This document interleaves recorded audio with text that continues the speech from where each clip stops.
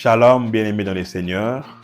Je suis le pasteur Isaac Faridji, Bachou du centre évangélique Parole Vivante Porte des Germes, une mission de la Borne. Je viens vous parler aujourd'hui d'une nouvelle émission qui passera à la chaîne Metanoia TV dénommée Ressources.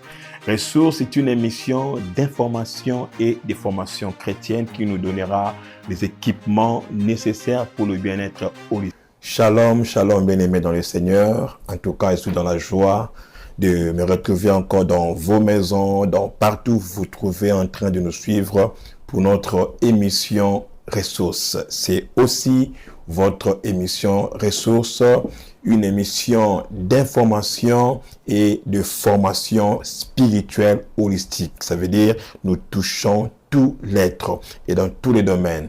Nous avons passé des bons moments ensemble, vous vous rappellerez, avec le premier sujet de ressources qui parlait du culte. Et je pense que vous avez été bénis, nombreux par ce sujet qui nous a tous fait du bien. Et aujourd'hui, nous voulons commencer avec un nouveau sujet et je pense qu'il vous bénira aussi. Mais pour commencer, je commence d'abord par me représenter pour ceux qui suivent cette émission pour la toute première fois. Je suis le pasteur, révérend pasteur Isaac Faridji Bachou, marié à Madame Élisée Ferraza Mpala Faridji et père de 5 enfants. Il y a Faridji Dema, Angèle Olive, Faridji Bachou Ariel, Faridji Ferraza Eliel, Faridji Bissimwa Nyunda Otniel et Faridji Mpala Nyenyezi Donel Stella. Voilà mes 5 enfants, ça veut dire il y a 3 garçons et 2 filles. Je suis pasteur au centre évangélique Parole Vivante Porte des Germes, une extension de la Borne qui se situe sur l'avenue Ntitabo du numéro 18 à Kimbwala, Mangoba.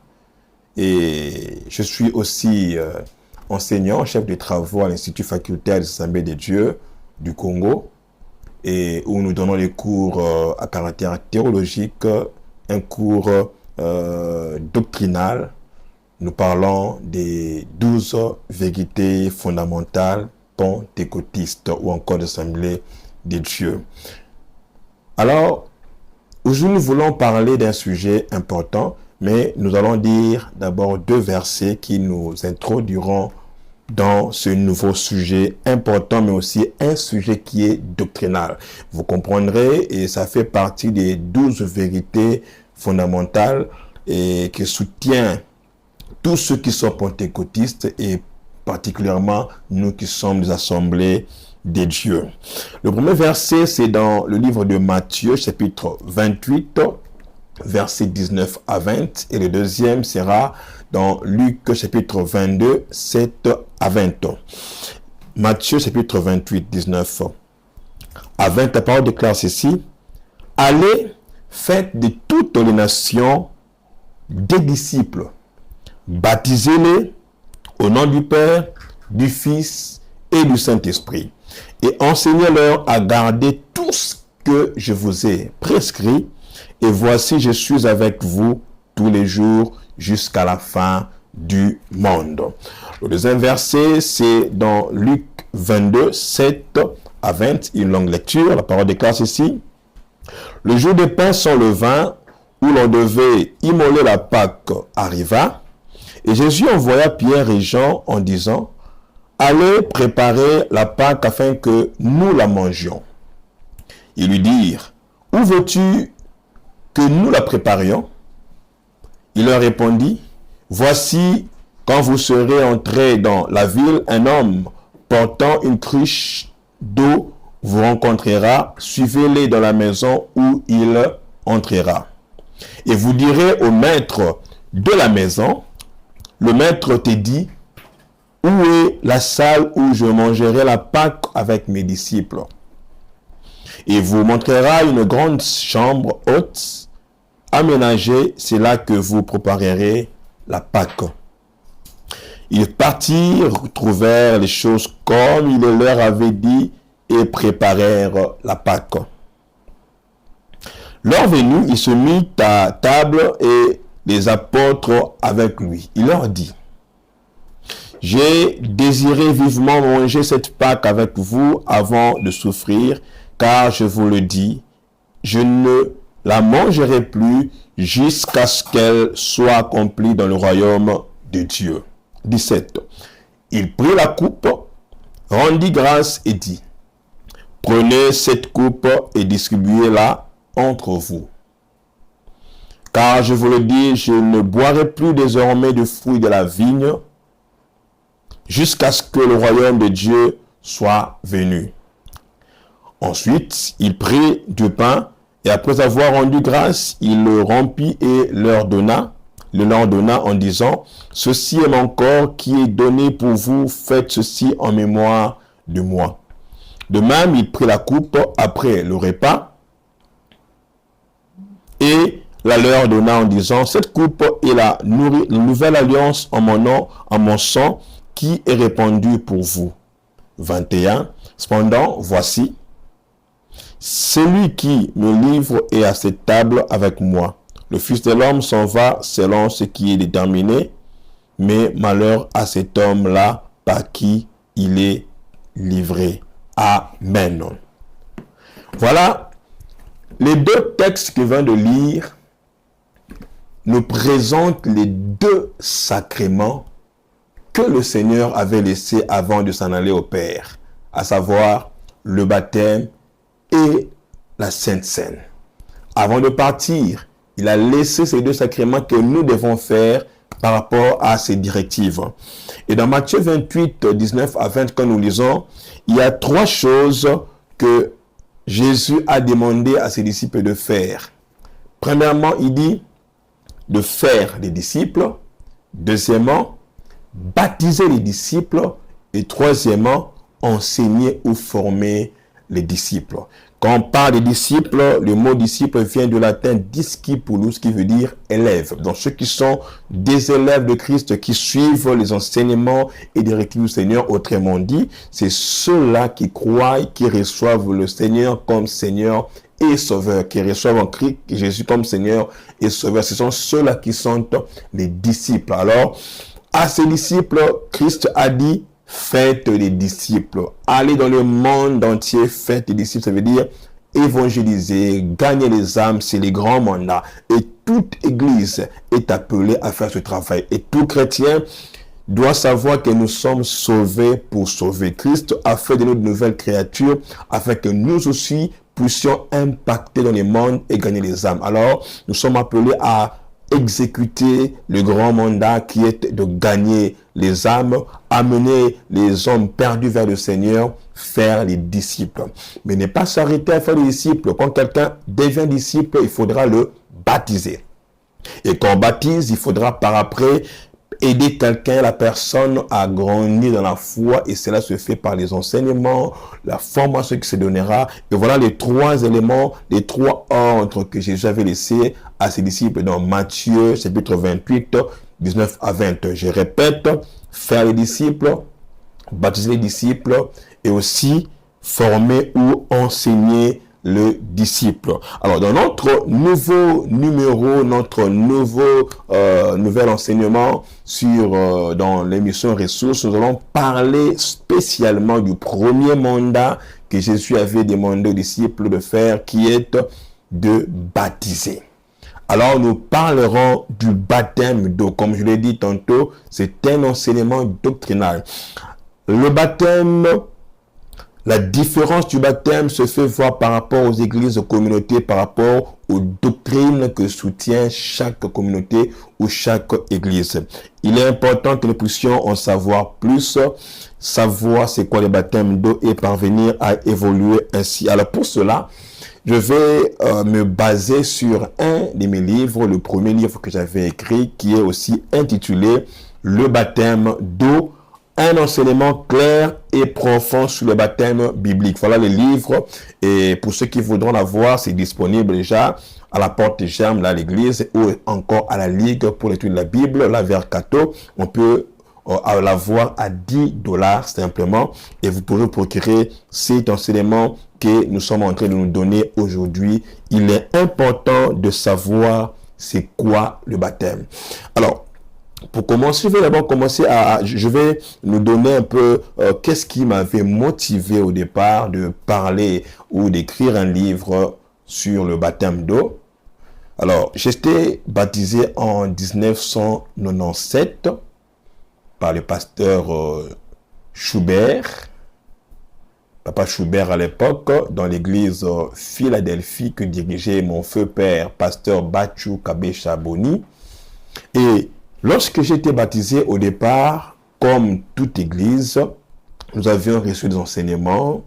Et après un temps, je me rappelle à l'époque, chez nous là, après les enseignements, quand on était encore jeune, trop jeune, l'encadreur passait dans nos maisons pour se renseigner par rapport à notre comportement, si nous nous comportions bien ou pas bien, si notre caractère a été transformé après ces enseignements pour que nous méritions de recevoir les baptêmes. Mais s'il arrivait qu'il y avait un mauvais témoignage des parents par rapport à ton comportement, tu ne seras pas baptisé. Et je me rappelle, il y a 2 personnes, je pense, qui n'avaient pas été baptisées à cause du mauvais caractère. Les parents ont dit qu'en tout cas, c'est la même personne.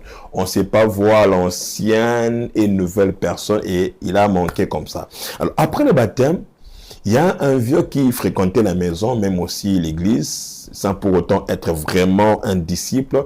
Alors lui, il ne croyait pas à l'importance du baptême. Et il s'est mis à me poser des questions de savoir, c'est quoi le baptême? Pourquoi tu es baptisé? Est-ce que le baptême sauve? Il y avait tant de questions qui me posaient et je n'ai pas pu malheureusement les convaincre par rapport à ce que je venais de recevoir comme acte. Et cela m'avait tellement énervé. Je me suis dit non, je dois fournir beaucoup d'efforts pour ne pas être superficiel, mais que je comprenne c'est quoi le baptême d'eau afin d'aider plusieurs qui auront des difficultés comme je l'avais au départ, mais aussi aider ceux-là qui ne sont pas baptisés à être baptisés et ceux qui sont baptisés à mener une vie qui plaît au Seigneur. Alors, je m'étais mis à écrire ces livres depuis ces temps jusqu'à ce qu'il a plu à Dieu que je puisse en faire un livre qui est disponible. Alors, dans ce livre que j'ai en main, nous allons parler de beaucoup d'éléments, beaucoup de notions liées au baptême, mais j'aimerais d'abord commencer à nous présenter un peu 3 objectifs pour lesquels cet enseignement du baptême est important et doit être donné à vous qui nous suivez selon les catégories dans les catégories que vous vous retrouverez. Cette leçon sur le baptême est un enseignement de base élémentaire, doctrinal et qui poursuit 3 objectifs, à savoir 1. Interpeller et aider tous ceux qui avaient reçu Jésus-Christ comme Seigneur et Sauveur, mais qui ne sont pas encore baptisés, en les incitant à être baptisés, en montrant les avantages et les conditions qu'il faille connaître pour être baptisé. Je parle à vous qui me suivez aujourd'hui. Vous partez à l'église peut-être, ça fait des années, vous avez reçu Christ comme Seigneur et Sauveur, mais vous doutez encore pour avoir le baptême. Cet enseignement vous concerne. Nous allons vous faire voir l'importance du baptême, pourquoi il faut être baptisé, quels sont les avantages que nous avons par le baptême, et vous comprenez que vous perdez beaucoup de temps et vous manquez beaucoup de choses quand vous n'êtes pas encore baptisé. Deuxièmement, cet enseignement va présenter ce que c'est le faux baptême pour stimuler ceux qui l'avaient reçu à recevoir maintenant avec courage le vrai baptême. Vous qui n'avez pas reçu un vrai baptême, nous parlerons des faux baptêmes, on va présenter des baptêmes qui ne sont pas bibliques et vous allez vous retrouver peut-être dedans et ça pourrait vous stimuler pour que vous puissiez recevoir désormais le vrai baptême. Et enfin, nous allons nous interpeller toutes les personnes qui avaient déjà été baptisées pour qu'ils puissent toujours honorer leur engagement pris avec le Seigneur et avoir un bon témoignage public par rapport à la foi qu'ils sont en train de confesser. Alors, celui qui est en train de violer cet engagement qui est le baptême, il se dira que des malheurs. Vous qui êtes baptisés, sachez que le baptême est un engagement et vous serez appelés à mener une vie qui doit plaire au Seigneur. Et pour commencer, nous allons commencer par donner quelques définition du terme baptême. Et là, nous nous inspirerons de 3 définitions. Définition étymologique, définition que j'ai trouvée dans les dictionnaires, mais aussi la définition biblique du baptême. Et cela vous permettra de savoir ce que c'est le baptême.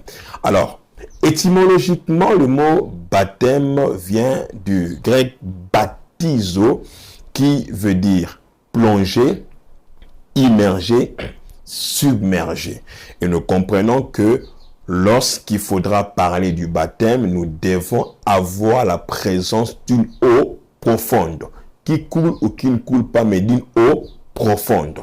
Alors, lorsque quelqu'un vient te dire qu'il te baptise sans l'eau profonde, alors il faudra qu'on puisse chercher qu'est-ce que l'acte-là voudrait signifier. Parce que le mot baptême, baptise en grec, baptême en français, a le sens de plonger. Donc, quand je dis à quelqu'un, je te baptise, ça veut dire je te plonge. Ça veut dire je t'immerge, je te submerge. En lingala, on dira nadinicio. Donc, quand je dis je te baptise, ça veut dire nadinicio. Je te plonge, je t'immerge dans l'eau. Voilà pourquoi il faudra au préalable qu'il y ait la présence d'une eau profonde. Mais si quelqu'un qu'on veut baptiser, on prend par exemple, on lui verse de l'eau sur la tête, il y a un autre mot grec qui symbolise l'acte de verser de l'eau sur la tête. Sinon, il y aura une contradiction. Tu me dis par la bouche que je te plonge, c'est ça le mot baptiser, mais tu es en train de verser de l'eau sur ma tête. Or, ce sont 2 choses différentes. Ce qui fait qu'il y a déjà, par la définition étymologique, ça nous permet de savoir quel est vraiment ou comment doit se faire le baptême et dans quel type d'eau nous devons l'exécuter. Donc, pour parler du baptême par rapport à la définition étymologique, nous devons avoir la présence de l'eau profonde. Parce que baptiser veut dire plonger. Baptiser ne veut pas dire verser de l'eau. Alors, il y a des fois, nous parlons d'une chose et nous posons un acte contraire et qui ne cadre pas à ce que nous disons. Voilà pourquoi nous devons comprendre ce que c'est le baptême. Nous pourrons le voir dans Matthieu chapitre 3, 4 jusqu'à 16. Je ferai une lecture kangourou. On nous présente comment Jésus était baptisé par Jean-Baptiste. On dit que Jean avait un vêtement de poil de chameau et une ceinture de cuir autour des reins. Il se nourrissait de sauterelles et de miel sauvage. Donc, par Jean-Baptiste, ses habits, les habitants de Jérusalem, de toute la Judée et de tout le pays des environs du Jourdain se rendaient auprès de lui et confessant leurs péchés, ils se faisaient baptiser par lui dans le fleuve Jourdain. Jean baptisé dans le fleuve Jourdain. Et là, on voit déjà la présence d'une eau profonde. Donc, quand on parle du baptême, nous devons d'abord avoir la présence d'une eau profonde. Voilà l'élément que nous pouvons retenir par rapport à la définition étymologique. Dans le dictionnaire, j'ai fait des recherches. J'ai pu voir une autre définition. Le baptême est défini comme un sacrement destiné à laver et effacer le péché originel et faire chrétien celui qui le reçoit pour marquer ainsi son entrée dans l'église. Je répète, là on dit que le baptême est un sacrement destiné à laver et effacer le péché originel et à faire chrétien celui qui les reçoit et marquer son entrée dans l'église. Cette définition m'a poussé à beaucoup réfléchir. On dit que le baptême lave, un sacrement qui lave le péché originel. Ça veut dire le péché qui a été reçu, que nous avons eu ou encore hérité d'Adam et Ève. Parce que tout homme naît pécheur. Nous ne naissons pas enfants de Dieu, mais nous naissons créatures de Dieu et enfants, nous le devenons après. Alors, avec le baptême, ce dictionnaire nous fait voir que le baptême laverait et effacerait le péché originel. Cela m'a tiqué parce que je sais une chose. Ce n'est pas de l'eau du baptême qui sauve, ce n'est pas l'eau du baptême qui purifie le péché, ou encore qui lave le péché, mais l'eau du baptême fait autre chose, parce que c'est le sang de Jésus qui nous purifie de toute iniquité. Et c'est notre foi en Christ qui nous sauve. Donc, nos péchés sont pardonnés, sont effacés par le sang de Jésus. Ce n'est pas l'eau du baptême qui a le pouvoir de nous purifier du péché originel, mais c'est le sang de Jésus qui nous purifie de toutes nos iniquités, comme pourrait le dire la parole de Dieu. Alors, nous ne devons pas confondre les choses. Et on dit que ça fait chrétien, être enfant de Dieu. Or, la parole déclare à tous ceux qui l'ont reçu, à ceux qui croient en son nom, et nous ne font devenir qui? Enfants de Dieu. Non pas de la volonté de l'homme, mais de la volonté de Dieu. C'est en recevant Jésus comme Seigneur et Sauveur que nous devenons enfants de Dieu, que nous devenons chrétiens. Ça veut dire comme Christ.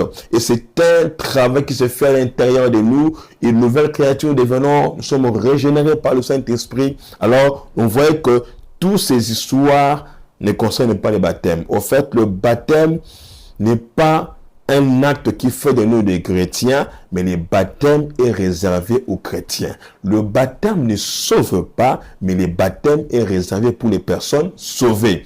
Parce qu'en soi, le baptême est une manifestation extérieure d'un changement qui a été opéré à l'intérieur. Donc, nous faisons voir à l'extérieur ce que nous sommes devenus en Christ. Nous sommes morts et ressuscités. Alors, quand nous recevons cette eau de baptême, nous sommes en train de faire voir devant témoins ce qui est arrivé en nous. Voilà pourquoi j'aime toujours dire, je le dirai même encore après, que le baptême, celui qui se fait baptiser sans avoir été sauvé au préalable, il est en train de suivre un cours de natation avec les pasteurs où il prend un bain frais matinal parce que cela n'impacte pas sa vie. Le baptême là ne fait pas voir ce qui s'est passé réellement dans son cœur ou dans sa vie. Lorsqu'on dit que tu entres et tu sors, ça veut dire tu es transformé. De l'eau de baptême est un témoignage extérieur d'un changement opéré à l'intérieur. Le baptême est un témoignage extérieur d'un changement opéré à l'intérieur. Et la troisième définition qui est biblique est tirée de 1 Pierre chapitre 3 verset 21.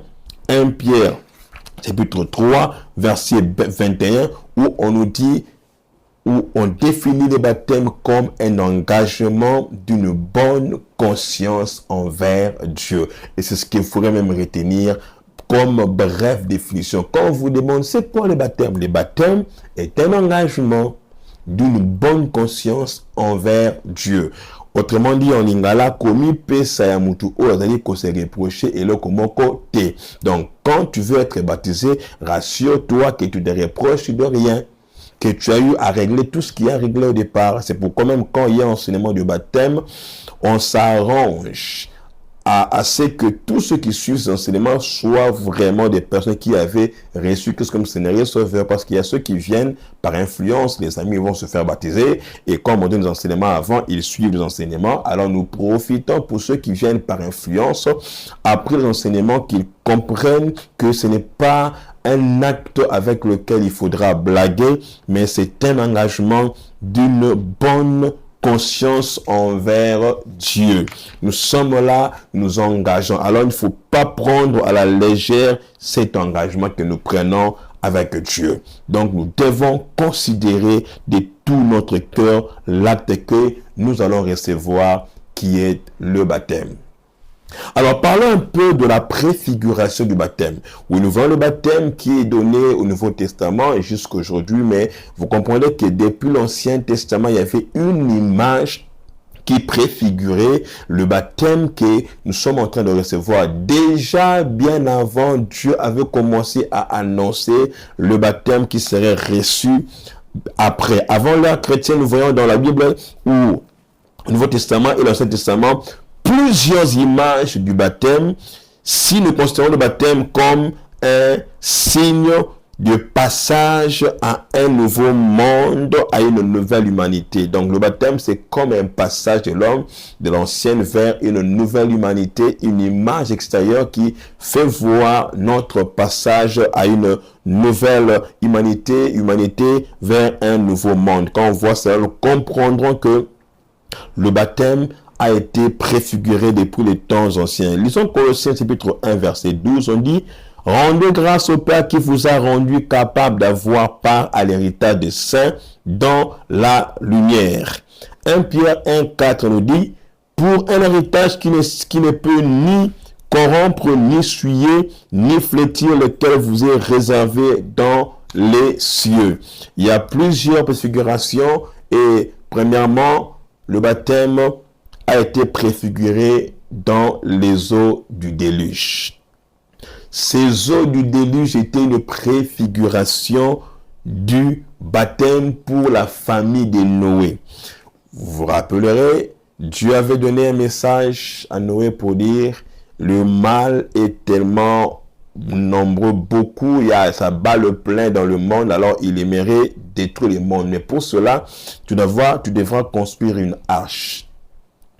Et tu vas parler aux gens. Pendant que lui construit l'arche là, je m'imagine que ça pourrait être pendant une saison sèche, parce que sûrement il ne pleuvait pas, j'imagine, là ce mois. Alors les gens se poseraient des questions. Ce type ici, il n'est pas devenu fou. Comment il peut se mettre à construire une arche, un grand bateau comme ça, et disant que Dieu va bientôt détruire le monde? Oh, il a bu du vin, on ne croyait pas. Et lui, il a construit. Quand il a fini, il a pu inviter les gens pour qu'ils puissent s'y réfugier. Malheureusement, les gens pensaient que c'était un type qui était toqué et ils continuaient à mener leur vie sans craindre le Seigneur. Et après, ils sont entrés dans l'eau, dans l'arche, et c'est Dieu qui a fermé de l'extérieur. Il y a une forte pluie, le déluge, qui avait tout détruit. Seul Noé et sa famille qui étaient sauvés, et les bêtes qu'il avait pris 2 à 2 pour faire entrer dans l'arche. Alors, on nous préfère voir que ces eaux du baptême préfiguraient aussi déjà, ces eaux des déluges, disons, préfiguraient le baptême que la famille de Noé aurait reçu pour quitter un état de monde qui est détruit, un état de monde de péché, vers un nouveau monde qui sera purifié. On peut le voir dans 1 Pierre chapitre 3, 20 à 21, la parole déclare: on dit: qui autrefois avait été incrédule lorsque la patience de Dieu s'est plongée au jour du Noé, pendant la construction de l'arche dans laquelle un petit nombre de personnes, c'est-à-dire 8, furent sauvées à travers l'eau. Cette eau de déluge était une figure du baptême qui n'est pas une purification des souillures du corps, mais l'engagement d'une bonne conscience envers Dieu, et qui maintenant vous sauve, vous aussi, par la résurrection de Jésus. Nous sommes sauvés par la résurrection de Jésus. On dit ici que cette eau des déluges est une figure du baptême qui n'est pas la purification des souillures du corps. Alors là, ce verset contredit d'office la définition du dictionnaire que nous avons lu là, qui disait que le baptême est un sacrement qui constitue à purifier l'homme des souillures, des péchés originels. Vous voyez, on comprend ici que l'eau du déluge était l'image du baptême qui était préfiguré. Vous pourrez lire aussi Genèse chapitre 7, 1 à 24 à la maison, et 1 Pierre 3, déjà 20 et 21. Vous avez déjà eu à lire, on a eu à le lire avec vous. Alors, le baptême des disciples, donc nous comprenons que le déluge était une image pour le baptême. La deuxième préfiguration du baptême, c'est les eaux de la mer Rouge, qui était aussi une image du baptême, une préfiguration du baptême. Ces eaux étaient une image du baptême pour Israël, parce qu'ils ont été sauvés de l'emprise de Pharaon et d'un danger pour arriver à un lieu où ils étaient sécurisés et protégés par Dieu. On le verra dans Exode 14, 21 à 22, on nous dit, Moïse étendit sa main sur la mer. Et l'Éternel refoula la mer par un vent d'Orient qui souffla avec impétuosité toute la nuit. Il mit la mer à sec et les eaux se fondirent. Les enfants d'Israël entrèrent au milieu de la mer à sec et les eaux formaient comme une muraille à leur droite et à leur gauche. Dieu a ouvert le chemin dans la mer. Israël est entré et a traversé. Et cette eau, quand ils sont arrivés de l'autre côté, c'était pour eux une image du baptême. Ils étaient sauvés de l'emprise du mal, sauvés de Pharaon qui représente aussi le péché, le mal, pour traverser vers le salut que Christ a préparé pour nous. L'image du passage à un nouveau monde découle également du rapprochement fait par l'apôtre Paul entre le baptême et la traversée de la mer Rouge. On le voit, on peut lire dans 1 Corinthiens chapitre 10, versets 1 à 2. 1 Corinthiens 10, 1 à 2, on dit, « Frères, je ne veux pas que vous ignoriez que nos pères ont tous été sous la nuée. » Voilà, sous la nuée. Qu'ils ont tous passé à travers la mer et qu'ils ont tous été baptisés en Moïse dans la nuée et dans la mer. Vous voyez, ils ont tous été baptisés en Moïse dans la nuée et dans la mer. 1 Corinthiens 10, 1 à 2. Déjà, on préfigure, le baptême dans ces temps. Tous les Israélites qui ont quitté l'Égypte par Josué et Caleb ne sont pas entrés à Canaan malgré qu'ils avaient eu à traverser la mer Rouge, qui est l'image du baptême. Vous verrez avec moi que beaucoup ont eu à traverser la mer Rouge, mais tous ne sont pas entrés à Canaan pour faire voir quoi? Le baptême ne te rassurerait pas l'entrée au ciel. Mais c'est la foi et la crainte en Christ qui te rassurera le salut. Mais le baptême te permettra d'honorer le Seigneur. Ces faits nous montrent qu'il ne suffit pas d'être baptisé pour avoir l'assurance du salut en Christ. Au-delà de la foi et du baptême dans l'eau, il faut aussi éviter de mener une vie qui déplaît au Seigneur. Parce qu'on voit des gens qui pensent que quand il s'est fait baptiser, c'est comme une formule magique et qui fait de lui déjà un homme sauvé, une femme sauvée. Non. Au-delà du baptême, de la foi en Christ, mène une vie qui plaît au Seigneur, évitant le mal, évitant le péché, et tu pourras entrer à Canaan. L'autre préfiguration que nous pourrons avoir du baptême, c'est les eaux du Jourdain. Ce baptême était administré à ceux qui croyaient au message de Jean-Baptiste et était conditionné par la repentance et la confession publique du péché.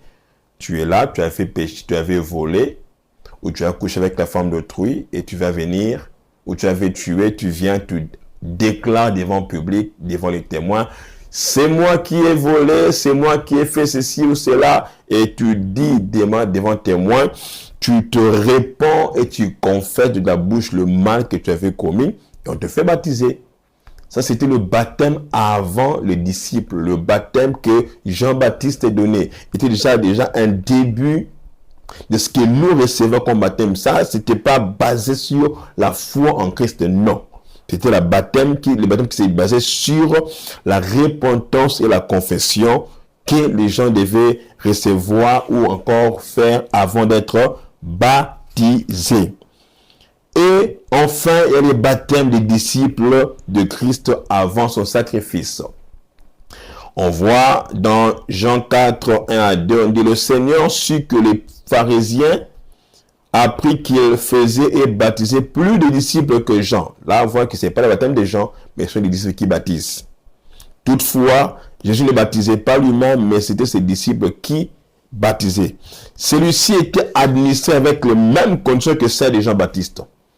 toutes ces formes de baptême n'étaient que de préfiguration ou l'image du baptême qu'allaient recevoir ceux qui croiraient en Jésus. Parce qu'actuellement, maintenant, la condition du baptême, c'est la foi en Christ. Tu n'es pas appelé seulement à confesser. Oui, tu vas dire ce que tu as fait comme mal. Oui, mais il faut d'abord croire en Jésus et tu seras baptisé après. Et c'est le baptême que nous recevons maintenant actuellement. Voilà. C'est quelques préfigurations que nous pourrons recevoir ou retenir sur le baptême d'eau. Et pour terminer, je vais nous donner et je nous parlerai de la signification du baptême. Et c'est là qu'on va s'arrêter pour aujourd'hui. La signification du baptême. Qu'est-ce que le baptême signifie? Le baptême a une triple signification. Premièrement, le baptême est un symbole. Un symbole parce que c'est une représentation visible d'un changement opéré à l'intérieur. Une image extérieure d'une vérité spirituelle et biblique. J'avais dit au début que le baptême ne sauve pas, mais le baptême est prévu pour les personnes sauvées. C'est une image extérieure d'un changement opéré à l'extérieur, d'un changement opéré à l'intérieur. Donc vous comprendrez que c'est un symbole qui fait voir ce qui s'est passé en nous. Deuxièmement, le baptême est un rite. Un acte utilisé régulièrement dans une intention sacrée. On parle de rite, ce qui se fait régulièrement dans une intention sacrée. Alors, toutes les églises, comme nous faisons régulièrement des baptêmes, et ça devient pour nous un rite de l'église en tant qu'acte qui se fait régulièrement dans une intention sacrée, ça veut dire lié à la divinité. Et troisièmement, le baptême est un sacrement. Le sacrement est un rituel symbolique qui met en avant les vérités centrales de la foi. C'est un sacrement. Sacrement parce que c'est sacré, parce que c'est lié à Dieu. C'est pourquoi on ne blaguera pas avec ça. C'est pourquoi je veux dire que même si le baptême ne nous sauve pas, mais comme c'est un acte sacré, lié à Dieu, celui qui oserait blaguer avec, ça veut dire que tu n'es pas transformé à l'intérieur, mais tu te fais baptiser, tu peux être frappé par Dieu. On a vu quelqu'un qui menait une vie de péché, sorcier, de surcroît, mais il vient pour tromper qu'il était transformé, il vient pour se faire baptiser. Et lorsqu'il est juste entré dans l'eau pour se faire baptiser, il était frappé par Dieu, il est tombé. Pour dire que c'est une simple eau, mais l'acte étant sacré, on ne blague pas avec ça. De la même manière qu'une chaise de l'église est sacrée, on ne doit pas blaguer avec ça. La chair, les histoires de l'église, c'est les histoires ne sauvent pas, mais quand on blague avec, on peut être frappé par Dieu. Je connais aussi, j'ai vu à maintes reprises, même dans mon église, des cas de baptême où quand vous baptisez quelqu'un à peine entré dans l'eau, l'esprit les touche, il commence à parler en langue, il est rempli du Saint-Esprit, c'est dans le baptême. Vous voyez que, étant lié à la divinité, c'est un caractère sacré, il y a une onction qui l'accompagne, alors on ne blague pas avec ça. Et nous devons considérer le baptême. Alors, s'il faut me résumer, nous avons vu aujourd'hui ce que c'est le baptême, la définition du baptême, la définition étymologique de baptême qui veut dire plonger, immerger, submerger, d'où pour qu'un baptême ait un sens, il faut qu'il y ait de l'eau profonde. On a vu qu'il y a un dictionnaire qui définit mal le baptême, disant que c'est un sacrement qui sauverait et laverait les péchés originels. Mais on a compris que c'est le sang de Christ qui sauve, qui nous purifie de nos péchés, et c'est la foi en Christ qui nous sauve et non pas le baptême. Et on a compris que le baptême est un engagement d'une bonne conscience envers Dieu, pour dire qu'avant que tu le reçoives, il faut que tu sois sûr que ta vie est transformée. Le baptême est une manifestation extérieure d'un changement opéré à l'intérieur. Donc, ce que tu veux recevoir doit refléter ce que tu es réellement devenu en Christ. Tu es mort et ressuscité, tu as été transformé, tu as été impacté par Dieu, tu as vécu aux vies la régénération, et là tu peux recevoir dans le baptême. Christ nous pousse tous être baptisés. Là, je parle à tous ceux qui ne sont pas encore baptisés. Il est important que tu sois baptisé. À ceux qui ont reçu le baptême, marchez dignement selon que Dieu le veut. Et à ceux-là qui hésitent encore le baptême, que Dieu vous aide à l'accepter. Voilà ce qu'on peut retenir en quelques mots dans notre premier numéro sur le nouveau enseignement sur le baptême d'eau. Que Dieu vous bénisse et à la prochaine.